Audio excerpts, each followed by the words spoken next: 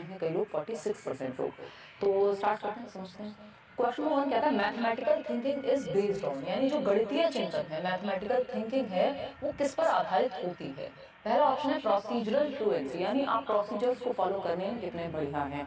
बच्चा एक्टिव है क्या प्रोसीजर्स फॉलो करने में, क्या उसका दिमाग एक्टिव है, क्या उसकी थिंकिंग एक्टिव है उस लेवल पे नहीं है, फिर भी चलो हम आगे बढ़ेंगे। इंट्यूशन एंड ऑब्जर्वेशन, चलिए कुछ हद तक ठीक है बात। फिर आते हैं लॉजिक एंड ऑब्जर्वेशन, कुछ हद तक ठीक है, बट ये ऑब्जर्वेशन मैथमेटिक्स के साथ उतना फिट नहीं हो रहा। और जब हम नेचर ऑफ मैथमेटिक्स एक टॉपिक है पेडागोजी का, जब आप एनसीईआरटी पढ़ते हैं या जो नोट्स आपको दिए हुए हैं, या फिर आप जो एनसीईआरटी ने आपके मैनुअल्स दिए हुए हैं जिसको हम पोजीशन पेपर कहते हैं, जो एनसीएफ ने दिए हुए हैं, एनसीईआरटी भी देता है बेसिकली एनसीएफ। बस आपको दो चीजें पढ़नी है इसमें, एनसीएफ 2005 में जो एक सेक्शन है मैथ्स पेडागोजी का वो पढ़ लीजिए, और साथ में पोजीशन पेपर एक मैथमेटिक्स का, हर सब्जेक्ट का होता है एक पोजीशन पेपर एनसीईआरटी के द्वारा दिया गया, इन पोजीशन पेपर्स पे ही बेस्ड है पूरा एनसीएफ। तो वो काम आप कर लेंगे तो आपको आराम से चीजें समझ में आ जाएंगी, नहीं करेंगे तो नोट्स पढ़ लीजिए, हम साथ में करते रहेंगे, ठीक है जी। तो अगर हम बात करें तो हमें पता है नेचर ऑफ मैथमेटिक्स, यानी गणित की जो प्रकृति है, या आपने अपने डीएलएड की बुक्स में भी पहला चैप्टर होता है मैथ्स पेडागोजी में जो आपकी क्लासेस चलती हैं, नेचर ऑफ मैथमेटिक्स, यानी गणित की प्रकृति क्या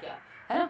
तो गणित की प्रकृति हमें पता है लॉजिकल है और रीजनिंग बेस्ड है, तार्किक होता है गणित, ये बात बच्चे को पता होनी चाहिए। तो सारे ऑप्शन से बेटर ऑप्शन क्या हो गया, लॉजिक एंड रीजनिंग बेस्ड होती है, जो मैथमेटिकल थिंकिंग होती है, तर्कात्मक होती है, विवेचनात्मक होती है, जिसमें लॉजिक लगता है, कोई भी बात हवा में नहीं होती, मान नहीं लिया जाता, 2+2 4 ही होते हैं, तर्क है गणितीय चिंतन में, और लॉजिक है मतलब प्रॉपर तर्क एवं विवेचना पर आधारित होता है, किसी भी ऐसी चीज पर नहीं। इंट्यूशन पूरी तरह से नहीं, कुछ चीजों में कुछ टॉपिक्स में गणित के इंट्यूशन लग जाएगा, लेकिन पूरा जो नेचर ऑफ मैथमेटिकल थिंकिंग है वो है लॉजिकल और रीजनेबल।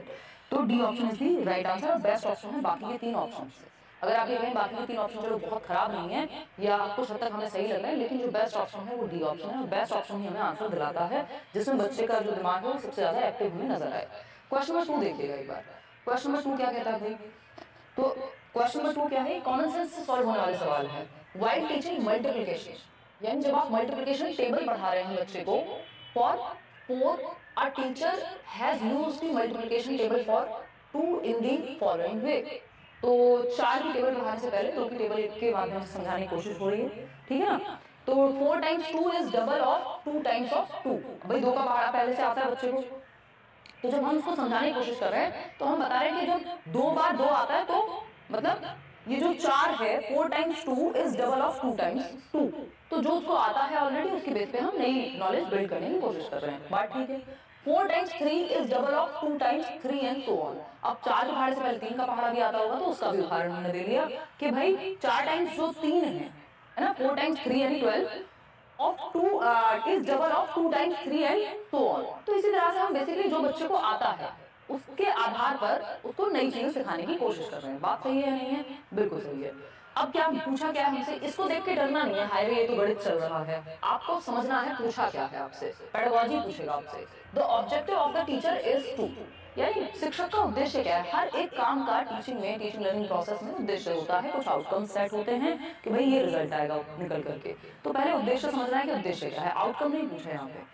उद्देश्य क्या है इस बात का, शोइंग हिज और हर मैथमेटिकल कॉम्पिटेंसी, टीचर अपनी योग्यता को दर्शा रहे हैं, ये तो एकदम बेकार बात हो गई, क्योंकि टीचर का जो उद्देश्य है कक्षा में सिखाने का वो अपनी योग्यता को कि कितना मुझे आता है ये मैं यहाँ पे प्रूव करने से कोई फायदा नहीं होगा। इस चक्कर में कई लोग अपनी ईगो में इतना ज्यादा या इधर उधर की चीजें पढ़ाने लगते हैं जिसका पेपर से कोई ताल्लुक नहीं होता, या फिर उस लेवल के लिए वो ठीक नहीं है, वो नीड नहीं है उस क्लास की, तो ये बात भी गलत हो गई। बी ऑप्शन है introduce the concept of double, यानी दुगने की अवधारणा का परिचय दे रहे हैं, पहाड़ी की बात चल रही थी। Encourage the student to use mathematical tricks to learn the tables quickly। Trick हो गई क्या ये, नहीं। Use patterns and relationships to develop new concepts using the previous knowledge of students। ये बात हमें पढ़ के ही समझ आ गई थी, मैंने बोल भी दी थी, मुझे पता भी नहीं था फोर्थ ऑप्शन प्रीवियस नॉलेज लिखा होगा, हमें पढ़ के समझ आ गई थी कि बच्चे की पूर्व ज्ञान से जोड़ने की कोशिश हो रही है, जो बच्चे को 2 का पहाड़ आता है उसके बेसिस पे जोड़ करके एक पैटर्न पहचानने की हम कोशिश कर रहे हैं जो पहाड़ों में फॉलो होता है, यानी टेबल्स में फॉलो किया जाता है, एक पैटर्न है। तो हमने पैटर्न को रिलेशनशिप बिल्ड किया उस पैटर्न का नए कॉन्सेप्ट के साथ जो बच्चे को ऑलरेडी आता था, जो पूर्व ज्ञान है। पूर्व ज्ञान को मैं क्या कहती हूँ, नींव है आपकी, जब आप घर बनाते हैं नींव पहले भरी जाती है ना, तो अब जब जो नींव है उसके ऊपर इमारत बनती है, बिल्डिंग जो बनेगी वो नींव के ऊपर बनेगी, ठीक। तो ये नींव है एक तरह से जिसका इस्तेमाल नए कॉन्सेप्ट को सिखाने में किया जा रहा है। नए कॉन्सेप्ट को कैसे सिखा रहे हैं, ये जो पैटर्न है कि 4 times 2 is double of 2 times of 2, तो ये पैटर्न हम सिखा रहे हैं और रिलेशनशिप जोड़ पा रहे हैं। ठीक है जी। उधर सर की क्लास होपफुली कल या परसों में एक बार मैं उनको पूछ के बताती हूँ। आज उनको लगवाना था सेशन, बट मैं आज फोन ऑफ करके आराम से सो चुकी थी क्योंकि आज बैच में क्लास होती नहीं है और कल मुझे पता नहीं था इस बारे में।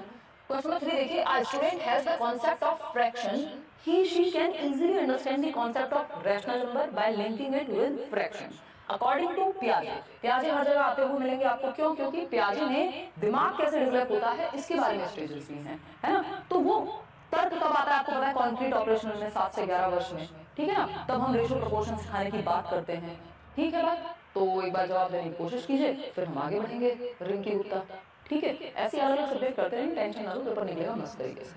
तो एक छात्र के पास भिन्न की अवधारणा है। फ्रैक्शन समझते हो? फ्रैक्शन नहीं समझते मत समझो, क्योंकि ज्यादा नहीं समझना, जो पढ़ गया उसी का इस्तेमाल करना, वो उधर से समझाएंगे। तो एक छात्र के पास भिन्न की अवधारणा है, वह परिमेय संख्या की अवधारणा को भिन्न से जोड़कर आसानी से समझ सकता है क्योंकि उसको फ्रैक्शन का कॉन्सेप्ट आता है।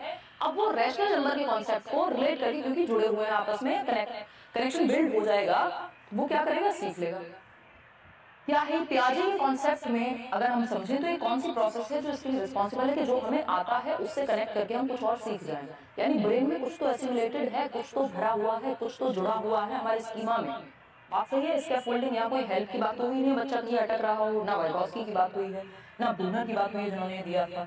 तो एस्टिमुलेशन इज द राइट वर्ड कि आत्मसात करना, एस्टिमुलेट करना। आपके ब्रेन में ऑलरेडी एक कॉन्सेप्ट है जो आपने एस्टिमुलेट किया हुआ है, वो है फ्रैक्शंस का कॉन्सेप्ट। आपने उसी से जोड़ करके एक जुड़ा हुआ कॉन्सेप्ट आप समझ जाएंगे। अब क्यों? क्योंकि आपके ब्रेन में एक स्कीमा है, आपने एक एसिमुलेटेड स्कीमा आपके ब्रेन में है, ऐड किया हुआ है आपकी नॉलेज में, उसी से जोड़ करके कुछ और भी समझ जाएंगे। तो ये प्रोसेस कौन सी यूज होगी, एसिमुलेशन। याद होगा एक क्वेश्चन आता है कि एक बच्ची है सीता नाम की जो दाल चावल खाना सीख रही है, मिला करके खाती है, दोनों को मिक्स करके हाथ से खाना सीख रही है। क्वेश्चन नंबर 4 देखिएगा। क्वेश्चन नंबर 4 है आपका, अगर आप 10 सेट बैठ करके 5 सेट मैं सॉल्व करा दूं, या जितना भी हो पाएगा उतना करने की कोशिश करेंगे, 5 आप खुद से, 10 आप खुद से बैठ करके सिर्फ प्रीवियस ईयर के सेट सॉल्व कर लेते हैं, ये 15-15 नंबर के, 10 नंबर से 1 नंबर कम आएगा नहीं। और वो जो फ्री नोट्स दिए हुए हैं डिस्क्रिप्शन बॉक्स में उनको पढ़ लेना, है ना। ऊपर ही रहोगे, फिर आप 15 के आसपास ही रहोगे। बल्कि a grade 4 student is enable to do multiplication, एक चौथी कक्षा का बच्चा है जो मल्टीप्लिकेशन नहीं कर पा रहा है, जबकि हम FLN फ्लुएंसी और जो आपका फाउंडेशनल लिटरेसी न्यूमरेसी की बात है, जो हम कह रहे हैं कि बच्चे को तीसरी कक्षा तक आ जानी चाहिए कि बेसिक जोड़ घटा गुणा भाग वो सीख जाए, पढ़ना लिखना वो सीख जाए। ये आपका नेशनल एजुकेशन पॉलिसी कहती है ना। और कक्षा 3 तक यानी लगभग 8-9 साल की उम्र तक, 9 साल की उम्र से पहले पहले बच्चे को ये आना चाहिए। लेकिन एक बच्चा है जो चौथी क्लास में आने के बावजूद आपका 2 डिजिट नंबर्स यानी वह पहले एक अंकीय संख्या की गुणा करने में विद्यार्थी की मदद करे कि भाई हम प्रीवियस नॉलेज पे जाते हैं ना, हम सीधा 4th फ्लोर पे नहीं जाएंगे, पहले 1st फ्लोर बनेगा या उससे पहले आपकी नींव भरी जाएगी, फिर उसके आधार पर चीजें बनेंगी। तो हम प्रीवियस नॉलेज से कनेक्ट करेंगे, पहले उसको जो सिंगल डिजिट का मल्टीप्लिकेशन है उस पर फोकस करेंगे, उसको हेल्प करेंगे कि वो उसके साथ डील करना सीख जाए। सिंगल डिजिट के साथ जो एक अंक वाली संख्याएं होती हैं कि उसको 3 गुणा 5 करना आ जाए अच्छे से। उसके बाद हम जाएंगे किधर, 2 डिजिट नंबर पर, और कौन से वो फंडे हैं या ह्यूरिस्टिक्स हैं या तरीके हैं, जुगाड़ हैं, जिनके माध्यम से हम 2 डिजिट नंबर को मल्टीप्लाई कर पाएंगे, ये वो सीख पाएगा। बात तो सही है, तरीका यही होना चाहिए। हम कहाँ नोन टू अननोन लेके चल रहे हैं। कौन सी अप्रोच है आपकी पेडागोजी में, ये है नोन टू अननोन की अप्रोच। सिंपल टू क्या आता है, प्रीवियस नॉलेज जो उसका पूर्व ज्ञान है, तो ज्ञात से अज्ञात की ओर ले जाते हैं हम, सिंपल टू कॉम्प्लेक्स ले जाते हैं, सरल से जटिल की ओर। ऐसा नहीं होता डायरेक्ट पहले जटिल की ओर जाए। तो आपको सबको पता है कि पहले हमें सिंगल डिजिट मुश्किल लगता है, फिर हम वो सीख जाते हैं, वो हमारे लिए सिंपल हो जाते हैं, और फिर हम 2 संख्याओं वाली गुणा सीख पाते हैं। तो सरल से जटिल की ओर जा रहे हैं हम यहाँ, बात तो सही है। फिर आता है आपका डी ऑप्शन, इसको भी पढ़ लेते हैं, क्या पता ये इससे भी अच्छी बात कर रहा हूँ। डी ऑप्शन है, he she can perform the multiplication algorithm repeatedly on the blackboard and ask the student to solve similar problems using the algorithm taught।